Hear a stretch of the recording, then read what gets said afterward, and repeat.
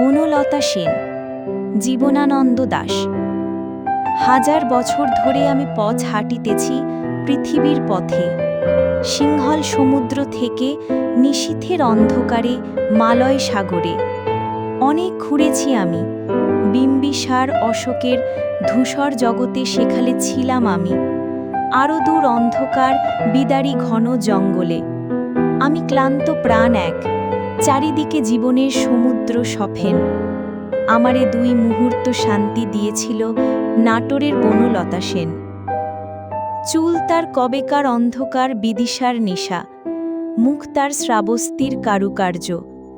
দেখা হয়েছিল তার সাথে জন্মান্তরের কোনো এক পূর্বজন্মে, হয়তো গন্ধর্ব কিংবা অজানতা নগরে। চোখ তার ঠিকরে দেয় শ্রাবণের গভীর সমুদ্র জলে।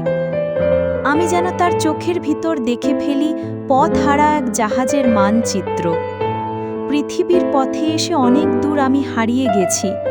বনলতা সেন, তুমি একবার বলো, ক্লান্ত আমি, বিশ্রাম চাই, তুমি কি দেবে সেই আশ্রয়?